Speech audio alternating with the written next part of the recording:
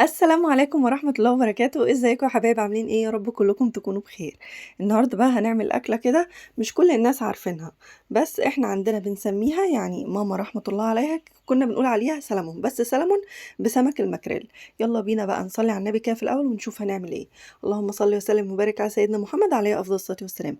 أول حاجة هنا أنا جبت هنا سمكة مكريل بس كبيرة شوية، لأن أنا مش هعمل غيرها وهي هتكفي، يعني بتكفي مثلا زي أسرة كده 4 أفراد والّا حاجة.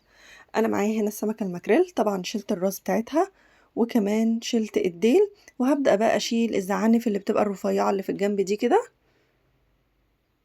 واللي كانت تحت برضه الراس، واللي ناحية البطن كده. هتنضّفي السمكة بمعنى أصح.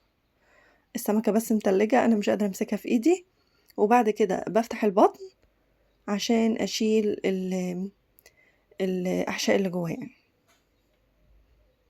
أنضّفها بقى كويس كده، وهانضّفها تحت الحنفية لحد ما تبقى بيضة قشطة من جوه كده. بعد كده هقطعها بقى كذا جزلة كده، اتقطعت 5 جزل. السمك الماكريل ده انا ما بنضفوش بليمون، هو ما شاء الله بتبقى ريحته حلوة اصلا ما فيهوش زفارة. وبعدين جبت حلة كده فيها مية باردة عادية لسه ما غليتهاش، وحطيت فيها بصلة كاملة كده وفصين توم، وكمان عصير ليمونة كبيرة، وكمان حطيت زي فنجان من الخل. رفعتها كده عشان تغلي، وبعد أما غلت حطيت معلقة ملح كفاية، بس معلقة واحدة، ما حطيتش أي توابل تانية خالص. وضفت كمان السمكة الماكريل في قلب المية اللي غلت دي. قعد تقريبا حوالي ساعة إلا ربع لحد ما استوى سوا كامل، يعني بس ما يكونش مهري قوي، اللي هو على يعني تقدري تشيلي منه الشوك بتاعه والسلسلة اللي هي بتبقى في الظهر دي. طلعته بقى كده صفيته، وانا مش محتاجة المية دي في حاجة، لان انا مش هحفظها، هي هتبقى اكلة اليوم.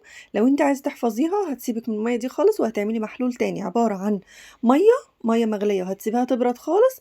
وبعد كده هتحطي فيها ملح، وهتحطي فيها معلقة بابريكا بس. هو ده لو انت هتحفظيها، لو انت بتعملي كمية وبتقعد معاكي في التلاجة بدون مواد حافظة، وجميلة وصحية وكل حاجة، وبتبقى عاملة زي التونة. انا هنا كده طلعتها بقى بعد ما هدت شوية، وباطلّع الشوك اللي فيها كلّه، عشان في الآخر يعني هاهرسها بالشوكة كده أو بالهراسة بتاعة البطاطس. الأكلة دي جميلة جدًا، بتقدّميها مع بطاطس مقلية، بتبقى جميلة جدًا، جدًا، جدًا. بس أنا من الطريقة المعتادة اللي هي بتبقى من غير حاجة، بيبقى كده وباقوم هرساها، وكمان باحط عليها ملح تاني عشان أملّحها بقى زيادة، وكمون، وباحط كمان فلفل أسمر وليمون وزيت، وبتبقى طعمها خطير. بس أنا هاعمل طريقة تانية بقى هنجربها النهارده، وبصراحة برضه طلعت حلوة، هتشوفيها دلوقتي. أهو جبت طماطماية وقطعتها كده، وهاقطّعها مكعبات صغيّرة، وكمان قطّعت بصلاية وسط، وكمان قطّعت فلفل أخضر. هنا جبت المقلاية كده، حطيت فيها مكعبين زبدة، وشوّحت البصلة في الزبدة لحد أمّا تدبل شوية ويبقى لونها شفاف. هاقوم ضايفة عليها الطماطم والفلفل الأخضر، أهو هانزل بيهم كده يدبلوا برضه شوية وينزّلوا المَيّة بتاعتهم بتاع الخضار كده. وبعدين هاضيف عليهم كمان معلقة من الصلصة، بس هاغطي عليهم شوية ينزلوا ميتهم، وبعدين هاحط الصلصة. هنا بقى أنا هرست السمكية كده، طبعًا فضيتها من الشوك وكل حاجة. هنا ضفت بقى معلقة الصلصة، هي معلقة واحدة بس. لو الخضار منزلش سوايل حطي زي ربع كوباية مية كده. هاضيف بقى الملح، وضفت كمان كمون، كفاية كده عشان ما تبقاش حامية زيادة، يعني كفاية الملح والكمون. وكده كده السمك كان مسلوق بخل وليمون مع الملح اللي كان محطوط، يعني حاجة بسيطة. هقلب بقى كده، نزلت نص الطبق اللي معايا، هقلب كده ودقته لقيته ناقص ملح شوية، فزودت الملح وزودت الكمون، وما ازودش حاجة اكتر من كده في البهارات. انا كنت حطيته في الطاجن ده بس حسيت ان الطاجن كبير شوية على الكمية يعني، فبعد كده جبت الطبق ده وحطيت فيه الكمية. تمام كده، وهزينه بشريحة من الليمون كده من فوق ويخليه على جنب. هنشوف التاني بقى. حطيت عليه ملح، وكمان حطيت كمون، وكمان حطيت شوية فلفل صغيرين جدا، وزيت زيتون. ممكن تستغني عن زيت الزيتون وتحطي زيت عادي، بس بصراحة زيت الزيتون كان مدي طعم جميل جدا. الناس اللي مبتحبش زيت الزيتون تحط زيت عادي.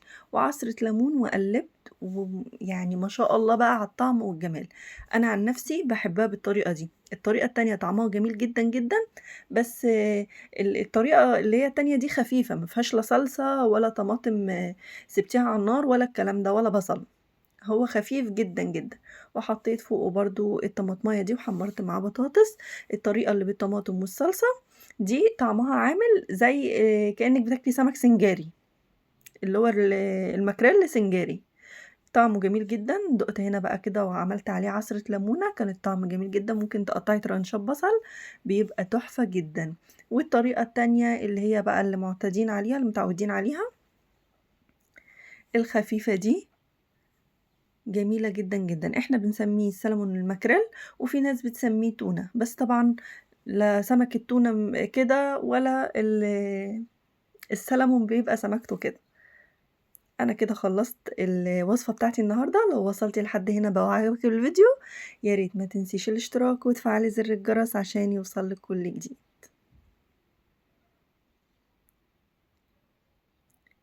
والسلام عليكم ورحمة الله وبركاته.